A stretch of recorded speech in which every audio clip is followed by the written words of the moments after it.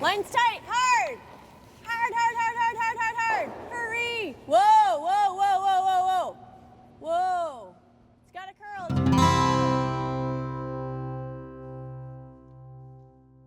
So what would your life be like without the Mayflower Curling Club? I might feel a little less inspired from, you know, if I was at a different club, there wouldn't be all the little banners hanging over my head every time I go throw, right? Like that's pretty special.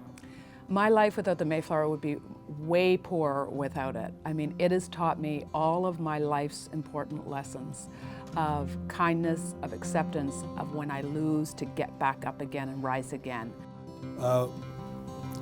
I think what curling has meant to me is that it's allowed me to expand my life, to share with other people, and for them to share their life with me. It's not just about curling.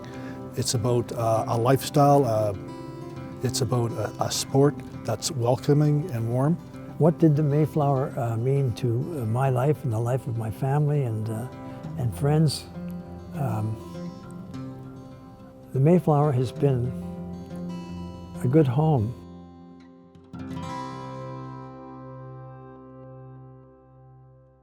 The history of the Mayflower probably begins perhaps in this book, which was Curling in Canada. It's the time that the first Scottish tour came to Canada, and the active curlers in Halifax invited a bunch of Scottish curlers to come over, and through a lot of planning and committee work it actually came to be.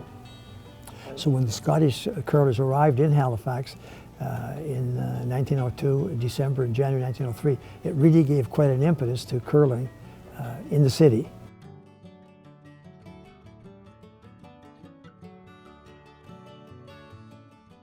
The tragedy of the Titanic, and it was used as a morgue in April. It was one of the coolest and sealed facilities around, so they could have the identification of some of the bodies and victims from the Titanic.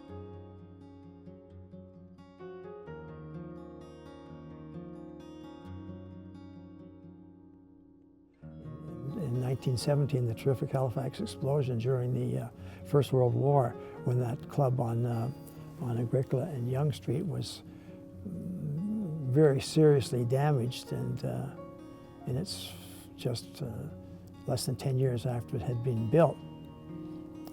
So it has, so many people died in Halifax and so much building destruction that the curling club was part of it. And however, the members did vote to restore the club and rebuild it, and it was done in probably in about 13 months. It was quite a feat to get that reestablished.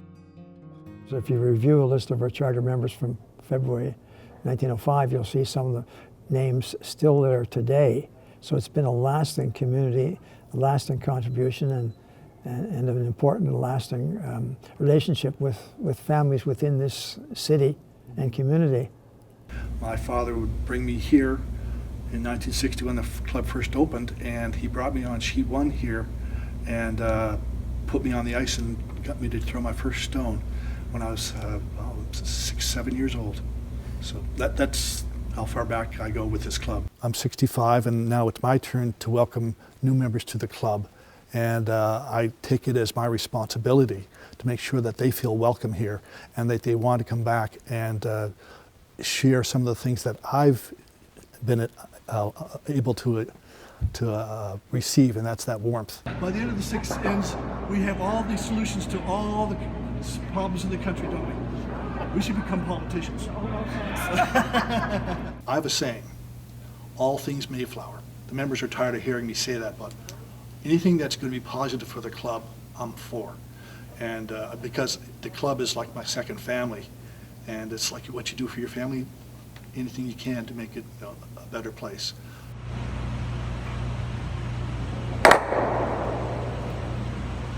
My mother, she got involved with curling in the 50s, and back in the 50s, as you're aware, the club didn't really accept a lot of females in the club because it was more of a male-dominated club, much different than it is today. And so she got involved with curling, and the women got to the point where they wanted to have some of the same rights and privileges of the club as the males did.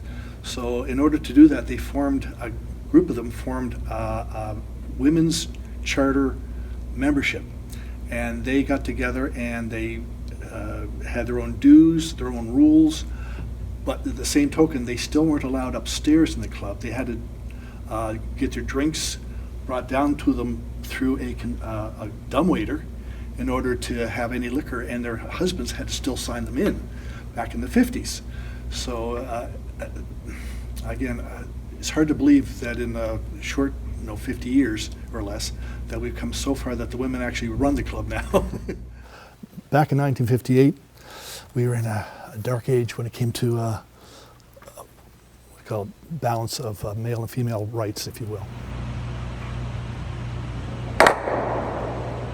It almost surprises me that women weren't allowed at the curling club from the get-go. What I remember coming as a 13-year-old kid in the 70s was the women were the backbone of the club then.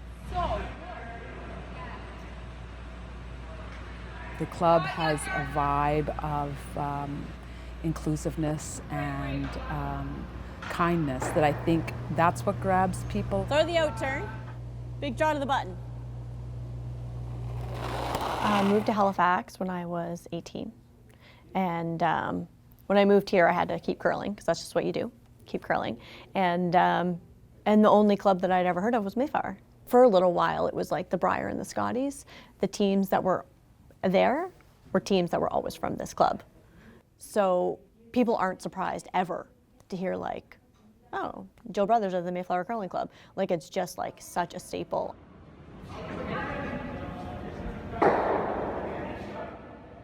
The sport evolved into such a game of equal opportunity where you could go to the Briar and the Scotties, and the television audience is the exact same for both men's and women's curling. The prize money is almost equal. There's so much equality in the sport. You know, curling is a very friendly sport, so no matter where I go, I'm sure I would be able to have that nice relationship. But as soon as I come in, it's just a homey spot, and yeah, and I like seeing Colleen's team here. You know, they're just like just an inspiration, just to be like, they're still here. Like, that's Colleen's home. Like, this place is like, you know, it's like for women's curling, you know, this just gets like the embodiment of where Colleen kind of built everything. For young girls, like, they don't have to dream that big because it's right here. The sport has been so good to us, and the game has been so good to us, and it's taught us so many life lessons along the way, and this club has taught us the life lessons along the way too. We just like to continue what we were taught in the sport, which is to have dignity and kindness on the ice, and to treat everybody else with kindness and respect. I can't say enough about curling. Like I say, all things Mayflower, all things curling is what it gets down to it. And without curling, what else would I do? I can't imagine. You know, when I go to my grave, I'll say, I really had fun. It's been my second home my entire life.